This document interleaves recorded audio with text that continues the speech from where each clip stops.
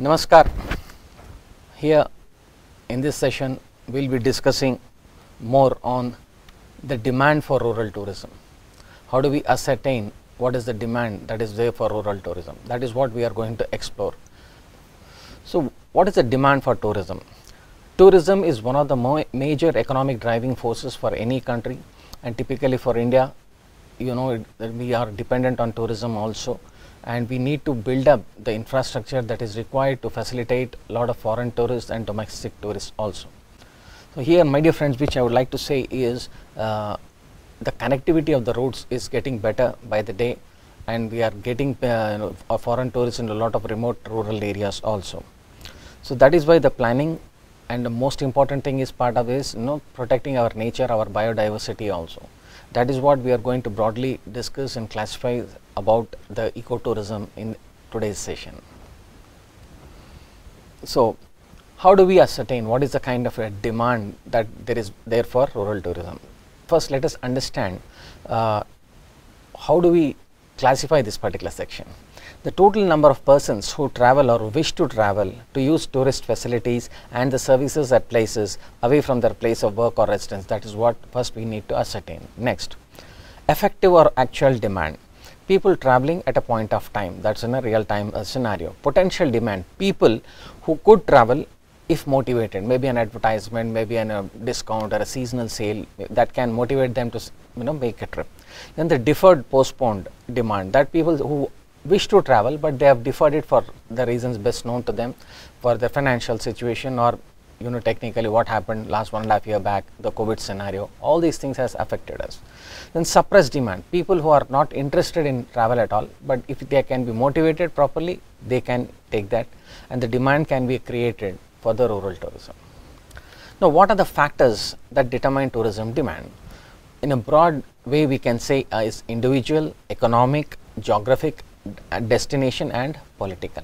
These are the 5 factors which affect the tourism demand. Let us go each one in the topic wise. The first one which we are talking about is individual factors.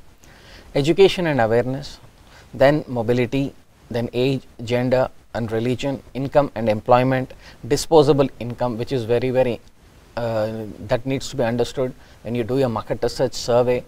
That is for the domestic tourists as well as for the foreign tourists, to understand what is the disposable income they have. If that disposable income can be utilized to promote tourism, our mainstay is rural tourism. So, that is why you have to focus on the disposable income of our foreign tourists as well as our domestic tourists. If you do a simple survey using any of the Google Forms or any of the apps also, you will be able to understand. So, here the most important aspect is, please understand that in whichever village the tourists come, please take the database, maintain the database, at least maintain the contacts of the tourists who come in. Just take their birthdays or the wedding anniversaries or the children's birthdays. If you make a database of that in a structured way, such that if you can wish them, you can have a long lasting relationship with the tourist. And not only that, they can promote to others also, saying that yes, they had visited, they had a very nice experience in your village, right? Then comes the paid holidays. There are certain celebrities who get paid holidays. They come, and because of their profiles which is there in Instagram, social media, Facebook, WhatsApp, whatnot, so they upload the pictures and everything. It's a win-win situation for that particular scenario, where they are visiting, they are getting paid for it, and they are uploading it in their social media sites, so that we can have a lot of footfalls into our particular village. Then the family influence, then the nature of family joint holder, then the stage of the family life cycle. The stage of the family life cycle, typically we say young couple who are there, who are not yet married, maybe they are on honeymoon locations, definitely they are a potential this thing. Youngsters today would like to travel, the companies, the corporate companies would like to offer them destination holidays. That is also one welcome thing. Maybe as part of corporate social responsibility in your own village or in your own area where you are right now studying or working, you can start promoting as part of corporate social responsibility. A lot of employees who are working, a lot of multinational companies, they can just visit the nearby villages, understand them in such that the rural economy grows. Then when we are saying about the family life cycle, some are senior citizens who have just retired, who want to have a nice holiday. They can plan their family vacation together. The retired employees with a group of their friends and the colleagues, they can plan a beautiful vacation. And it is here that we can offer them, different offerings in the rural areas. So the rural tourism has to be classified, understood as per the demand, and especially maintain the database when people who are the people who have come in the past. History always gives you a lead for the future. So make sure that you always maintain the database. Okay, right. Now the second one which we are trying to talk is the economic factors. The economic factors basically comprise of the cost of the travel, cost of the products, competitive prices and exchange rate. Here the lot of the travel websites, everybody can help when you are going to tie up with, as I said, yatra.com, Make My Trip, Ease My Trip. All these lot of websites are there which are offering different trips. If your village can have a tie-up with a particular websites, or you decide, yesterday we discussed about theme based circuits, if any of the circuits which that come apart from the rural tourist circuit, from the Buddhist circuit, or all the Krishna circuit, all these things, it makes wildlife tourism, all these things, whatever is the strength of your area, please link it, kindly talk to the concerned website guy of that particular company and given them an offer as a package. So that is where the cost of travel matters. So people would like to come have a package deals. Right now we are all working on lot of companies are working on the package deals. Then the cost of the products. Yes, whenever the customers come to buy, just because they are traveling to the rural areas, if you overcharge them, they will take, the negative demand will be created. So my request is, kindly do not overcharge. At the same time, I am saying that it's not that you should not make profit, but do not make profit at the cost of your integrity. You should make profit, but not at the cost of integrity. So that decision is yours totally. How you would like to sell the products, the handicrafts, artifacts, whatever. Then the competitive prices. The competitive prices, definitely each website will offer different package deal and everything, and your location. What are the amenities which are there in your location? What kind of hotels is there? What kind of homestays which are available? All these things makes your destination, especially the rural tourist destination, attractive and feasible. That's what we are saying. It should be attractive as well as feasible to the potential tourist. Then the exchange rate. Definitely, when we are talking about exchange rate, we are talking about the foreign tourists. So foreign tourists, suppose the concerned country the tourist is coming from, his foreign exchange rate compared to Indian today, right now US dollar is somewhere around 75, 76. It has cost more. So definitely you should understand that it makes difference for them to come and spend some money here. So that is why the exchange rate also matters for different companies, different nations. So please, my dear friends, when you are planning to take in the tourism demand into consideration, keep these factors in mind, especially the economic factors. Now we are trying to talk about geographic factors. As far as India is concerned, India can present different factors in one nation.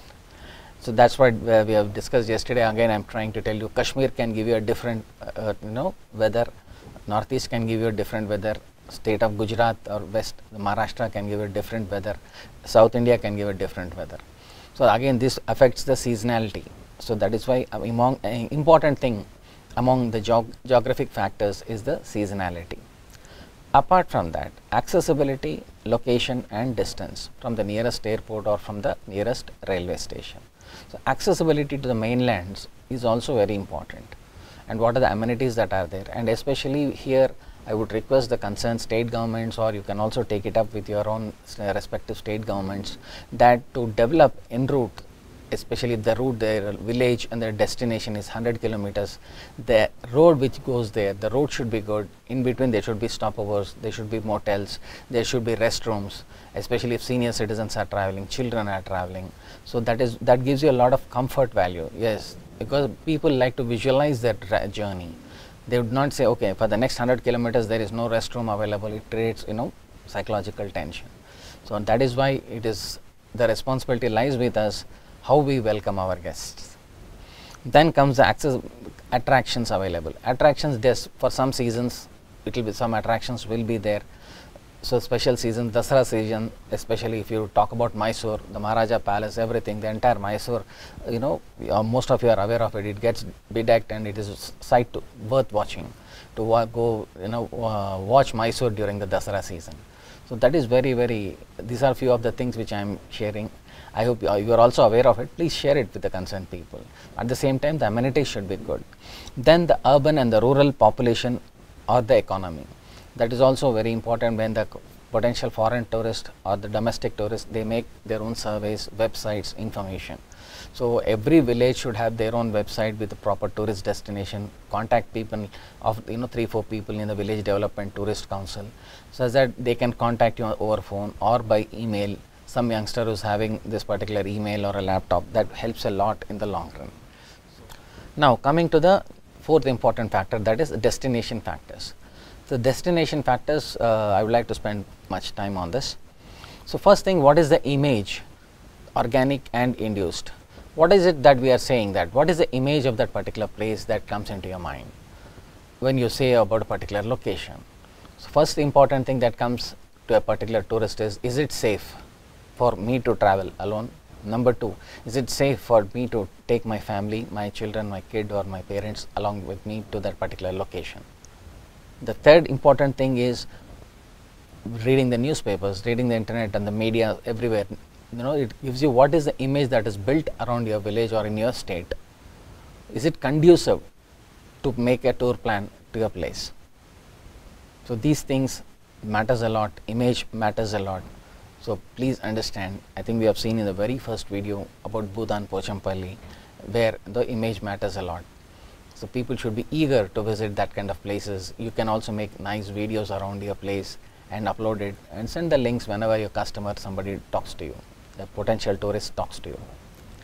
Then promotion, the travel channels, awareness, deals, it's all about the marketing, this thing, identifying the need, what are the things that can be done. So what kind of, especially the food the tourists would like to have, especially regarding the food aspect, would they like to have their own food when they come here or would they like to explore the local food? So it all depends, it's a combination. So that is what we call it as a package deal. Then the technology and development. Technology and development plays a key role here. What are the amenities, healthcare facilities that are available, especially the power situation, the electricity. Most of the rural areas right now it's fine with electricity, but I know you know it better in your own area. How many power cuts are there? What is the scheduled power cuts are there? So these are the things that happen, especially during the summers. So summers there are power cuts in across the country, but I hope that in some states it is not there.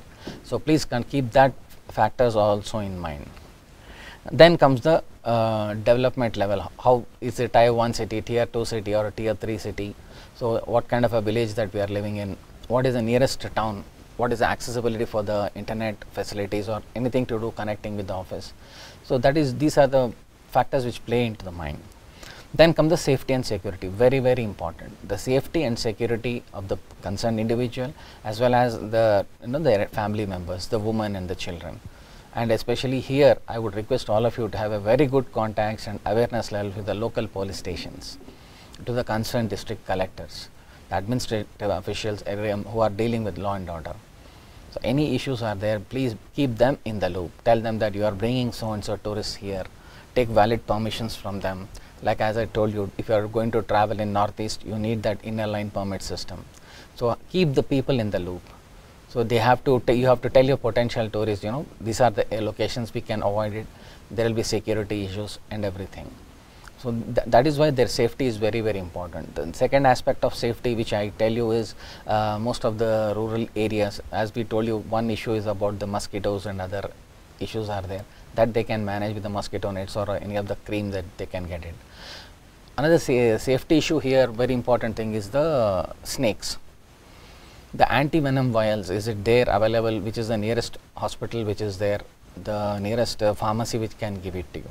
So especially we're traveling in rural areas, and some people are are still afraid, and snake bites are the important cause. So in case of something unfortunate incident happens due to snake bites, which is the nearest location that you can take them. So that is why please make sure that anti-venom vials are there at your nearest pharmacy stores or the nearest hospital, because these are the backups that you need to have as far as safety is concerned. And the nearest ambulance service 108, which we call it here, the nearest ambulance service, the name, and especially the nearest nursing home and the hospital, the list, entire thing should be displayed in your rural homestay locations. I am typically addressing this, whichever rural homestay locations is there in your own state, not only homestays, whichever government guest houses are there, you should have this in display. When you have this in display, the nearest nursing home, the nearest hospital, nearest fire station also, please keep this emergency numbers at ease, and such that the tourists can have a look at it. They can also know the number, maybe give them a small pamphlet around this. So please focus on the safety aspect of it. So that's what I said, safety is three things, especially if your tourist is concerned. One thing is, if they have particular food kind of a thing and they suddenly they have the nausea sensation, or they vomit it, anything, they have to recover. At that time what happens is they lose a day. So and that really concerns them. If they lose a day, it costs to them. So please see that they do not lose the day. And the health, what are the simple first aid kit which is there available to you, please keep it with you, and please have a talk with the nearest pharmacy guy, ambulance guy, fire guy, and the nearest police station. In case something happens, everything should be in the loop. So always have a very good relations, very good rapport with all these concerned people. Now coming to the attraction and events, like we also say, I think I shared you also last time also, the Hornbill Festival, Dasara festivals, the different festivals in different parts of the country. So especially Sankranti, the kite festival, it's done celebrated very well across the country. Ganesh festival. So all these things, it's part of our tradition and culture. We need to see how we address it, what are the events that are lined up. So that is why please make sure you inform your potential tourists on this. Okay, then the next one comes is the quality of the product. Here when we are saying it's a product is nothing but a village. And what are the other things which are there in my village, the handicrafts, the destination places, tourist places and everything, these are all part of the product package. That's what we have to understand. So typically when we are saying product is a village, the brand is the brand name of your village. How do you differentiate between a product and a brand? Milk is a product. If it is coming from Amul, Amul is the brand, right? Chocolate is a product. If it's coming from Cadbury's, it's a brand. The name from which the company is coming from, we call it as a brand. So here when we say product is our village tourist location. What is a brand? Your name of your village, the name of the services that you provide. So that is why it is very important to brand each and every village as what is it. That is a key. You give a small tagline to that. So that makes lot of difference in positioning and marketing your village properly in all the local Indian circuits as well as in the international circuits. Then the travel formalities. Simple. The travel, what is the baggage required, what are the essential things, first aid kit, all these things that is there, and typically going with the northeastern locations, again I said ILPUs and everything. So what are the formalities required, what are the clothing they should get in, and what is the weather conditions that is there. So in case of any particular tablets that they are used to it, and if suppose some are allergic to a certain particular thing, that also should be noted in your typical database form that you have, right? So that is we are trying to talk, we have just now reviewed about the destination factors. Now let us go to the next important factor, that is political factors. The political factors, as I shared with you in the very first video, the government regulation on the supply and tourism, visas, formalities, health checks, currency, transport regulation, accessibility, and the bilateral agreements between our country and that particular country. So this is all a combination of factors which affect the political factors, which come under the political factors.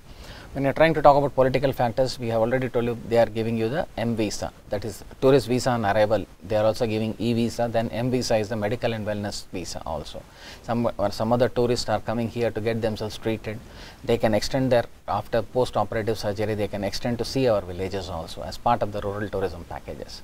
So that you have to work it out, discussing with your concerned village development tourist council as well as with the nearest district collector also, so that can be promoted locally. So these are the political factors that come into play when the potential tourists want to come into India, especially to our rural areas. So these are the factors that determine the tourism demand. So friends, here we are talking about the characteristics of the tourism demand. The first factor which we are saying is the planned demand, then the involves which lot of expenditure, then the price elasticity of the demand, Then we are also talking about seasonality. All these things factors come into the play. As far as the World Travel and Tourism Council 2019 figures, we are trying to talk about India is somewhere around $121.9 billion. That's a very good thing as far as 2019 is concerned. So we are saying definitely a jump of +2 there. So we need to increase that. But unfortunately, post 2019, entire world suffered, and as usual, India also suffered due to the Chinese pandemic. Now let us go to the next one. The demand, as we are saying about the topic of demand for rural tourism, one is the methods which we have is, one is the direct way, the second one is the indirect way, the third one is induced. What are the things that come into the play here? Direct way for the travel and tourism contribution is commodities. Commodities typically what say the hotels, resorts and other things, accommodation. Then comes the cab operators, transportation, then the entertainment values, then the attractions. The local attractions is the major key factor which will motivate the tourists to come. Then the next is industries. There is accommodation services, hospitality services, food and beverage services, the retail trade, the handicraft sale. All these things makes a lot of importance in industries. Here the cultural, sports and recreational services also adds a lot of value. I think all of you are aware of this IPL, Indian Premier League for the cricket. The Kabaddi League is there, the Volleyball League is there, and in some parts of Northeast the Football League is also there. So these are the things which can be marketed effectively on the international platforms to attract foreign tourists and domestic tourists also. They can give a real boost. Here I would like to suggest all of you who are watching, let us have village wise, district wise athletics, maybe the top 3 people, who is the fastest runner, the fastest marathon, athletics in men, women, child categories, who was the number 1 in the districts. For all the sports and all of this thing, that itself should have a database. So that create these people who are coming from different parts of the villages, who are maybe the fastest athlete, we don't know in which part of the country he is, who is the fastest athlete in India, I am not aware of it, for the 100 meters dash. So that's what, who are doing marathon, who's doing a relay. So all these things, all the sports which is there, if you can promote sports, the rural sports is definitely my passion. I hope it is yours also, where we can identify the best of the talent. Thanks to IPL, we have identified one of the best talents which have come into the play through the once the cricket has started spreading across the country, especially to the small towns. So all these things play a key role in developing the rural tourism. And please, my dear friends, focus on the rural sports and the cultural activities. But sports is one factor which unites everyone. It's, that creates a very big boost to our rural economy. Then come the sources of spending. Residents, domestic travel and tourism spending, how much would they like to spend? Business travelers, how much would they like to spend? And most importantly thing is the EXIM policy, that export-import policy. What are the concessions being given by your state government, by the government of India for the products which are there, any particular concessions that are available. So all these things makes lots of difference when you are trying to build the rural economy. Then comes indirect way. The indirect way is the government's collective taxation and whatever the other ways, the tourist investment spending on the infrastructure and all the amenities that they are providing to make the tourists stay comfortable and happy. Then comes induced. In the induced way, we are saying is spending of direct and indirect by the employees, the food and beverages, recreation, clothing, housing, household goods. Typical example, let us say some sports festival is going on in your village. The nearby, the tea vendors will be benefited. Somebody is selling some sweet meats, they will be benefited. So some kind of somebody is supplying food, they will also be benefited. These are all the indirect way of building around it. Typically we see in different parts of villages during certain festivals, certain traditional forms of things that is done. Like as I said last time, we discussed about Jallikattu. Then in MGNCRE time we have this, all the people going to their villages and they really spend money during the MGNCRE time, and especially both the Telugu states of Andhra Pradesh and Telangana. So that is why we have to understand the local culture. That is where the real boost in the economy comes from. Then all these combination of all these factors contribute to the GDP and as well as to the employment of the people. It generates that kind of income also. So once that income is generated, how are they going to spend it? Are they going to invest it back in the rural tourism, or are they investing it back for their migration to urban areas? So here, my dear friends, whatever the money that is generated during this festival season and other sports and other so on and so forth, let that money be reinvested back to develop the infrastructure in the rural areas. That is where the real turnaround can happen. Now, what are the basic structure in which we are trying to talk about? Ecotourism and its principles, measurement criteria of rural tourism, what are the motivational factors, ecotourist motivation, and Jarawa tribe of Andaman Islands. We will be discussing all these things in the coming sessions. Now, let us go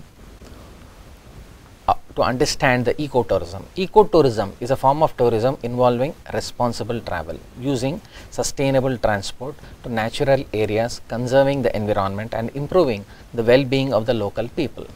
So, it is the purpose may be to educate the traveler to provide funds for ecological conservation, directly benefiting the economic development and the political empowerment of the locals. So, that is why please understand ecotourism is one category which we are going to discuss in the next 15 to 20 minutes about this shortly and crisply about it. So, please feel free to give your suggestions on this particular aspect. If you can develop an ecotourist spot in your own village, that will be the ideal thing for us. Next, according to UNWTO, ecotourism refers to the form of tourism which what are the characteristics of ecotourism? One, all nature based forms of tourism. That is a motivation for the tourist, ecotourist. Then this characteristic is educational and interpretation features. It generally comes, what happens is there is a small group of people who visit, suppose like as I said, ornithologists who would like to visit a hornbill festival, or they would like to visit one particular sanctuary there. So, this particular wildlife tourism, that is also takes a lot of interest here. So, please understand that these particular ecotourists are interested in protecting the biodiversity and the natural environment with minimal interference from their side.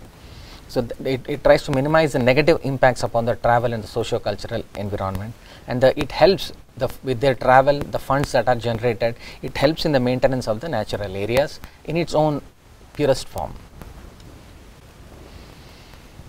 Now, what happens? According to the International Ecotourism Society, TIES, ecotourism is a responsible travel to natural areas.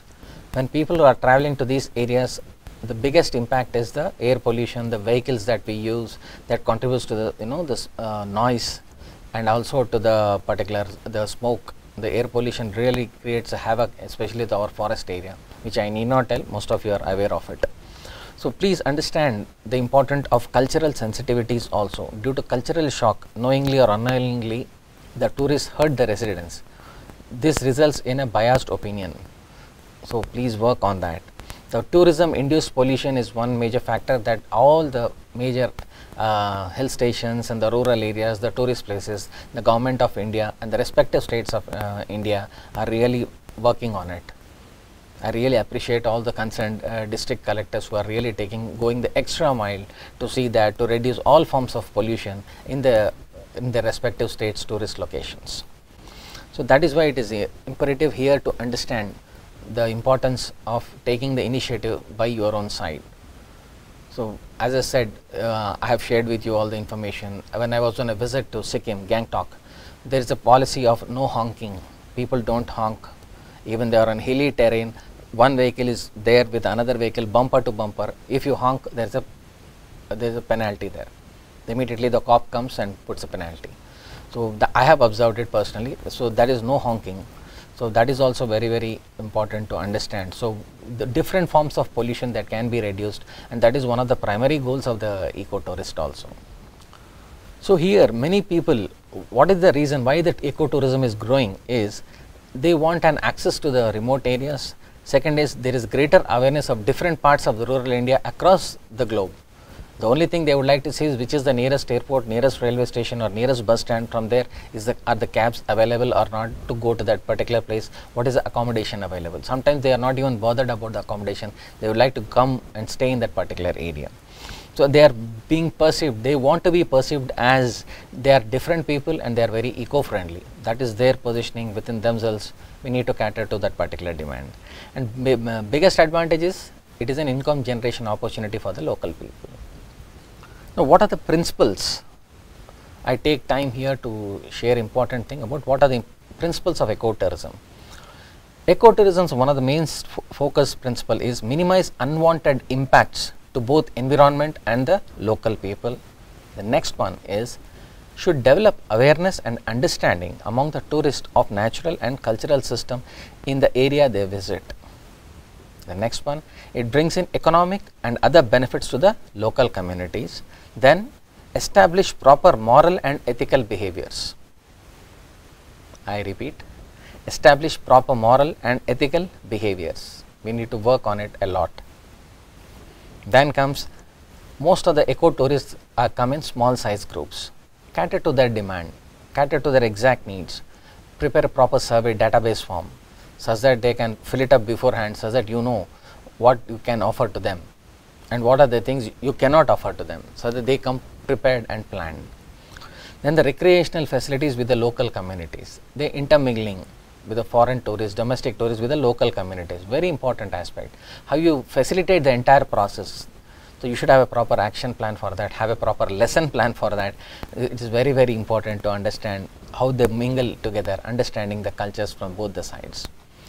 Then involve lot of local people in the decision making process about how they want to market their village, how they want to market their tourist sites in their village. So you have to take them into consideration, especially the senior and experienced people, understand the history behind it, document it and market it. These are the principles of ecotourism. Now we are coming to a very important part of it, of the session. We are going to discuss about a caselet. What is a caselet? Caselet is a mini case study where there will be, first one is a challenge that we will be discussing, then learning from the challenge, then the response that has to be done and few simple questions. So please understand which I am trying to share with you in this particular side. So what is a caselet? Our caselet number 1 is about Sikkim Zoomsa. So here the challenge. While on a tour, J.C. White, the first political officer of Sikkim, observed the two villages of Lamtang in Lanchen and Lachung in Lachung Valley have an unusual and almost communistic government of their own. On every occasion, the whole population meets at a panchayat or council where they sit in a ring or consultation. The consequence is everything is done deliberately, but the system seems to suit the people, and I allow it to be continued with some modification. White, pp. 79. This fantastic caselet contribution comes from Prava Rai, who has written an article on Zoomsa way of life of Sikkim. So here about this Zoomsa, we are talking of the Sikkim, the village of the particular Lamtang in Lanchen and Lachung Valley in Sikkim. The Pipon is called as head of the council, and which is appointed by Chogyal among the most suitable candidates. Some criteria for Pipon is he must be a member of the local administration called Zoomsa. Zoomsa means meeting place. It may be a land revenue payee and possess wealth, be a male, preferably the head of the family, and should be intelligent. The Pipons were authorized to administer their villages. Dorji Samduk was the first Pipon appointed by Chogyal in Lanchen. These Pipons are now elected. They are all having a proper way of elections and everything. And the office bearers, there are 2 Pipons, 6 Gambos, 2 Sipos and 2 Gyapons. These elections are open and transparent. Very, very transparent, very important case study that you need to understand. This Zoomsa is responsible for running day-to-day affairs of the village. What does that contain? These include maintenance of the local law and order, dispensation of justice, collection of taxes, organization of social functions and distribution of funds from the received from the government services. This is the challenge that they face. The image that you see is of the local Pipon. Now, what is the response that we have? The response, the Zoomsa also exercises some judicial power. It acts as a dispute resolution body. The candidates stand at the, please see the election process, how they do it in a remote village from the hills. The candidates stand at their appointed places and the voters gather around their chosen candidate and heads count is taken. Whoever has the large number of votes is appointed as Pipon, and the one with the lower count is deemed to be an assistant to Pipon. All office bearers are elected directly by the villagers, or as in the case of Gyapons, in consultation with the council members. The Pipon is the highest official in the hierarchy and is assisted by the Gyapons to perform various duties such as convening meetings, and they are also act as constables to the Pipon. The image is there. So understand the Zoomsa way of life in the Sikkim. So that is what we have just now discussed about the challenge. We have just now discussed about response. Now let us go to the learning part of it. What is the learning? This is the collective wisdom of the hills. Then what are the questions which I would like to ask now is, what is the name of the first British political officer who visited? Go back to the previous slide or just turn the video back, you will know, you have to tell the name. What are the names of two villages mentioned in the caselet? The third question, what is the meaning of Zumsa? Then please tell me the number of office bearers. Now, I am sharing with you a nice video link for the ecotourism on Tenmala in Kerala. So, we are trying to combine the northeast with the down south. Beautiful places, lovely places in India. Watch the video, understand it, share your feedback on that. Thank you. Jai Hind.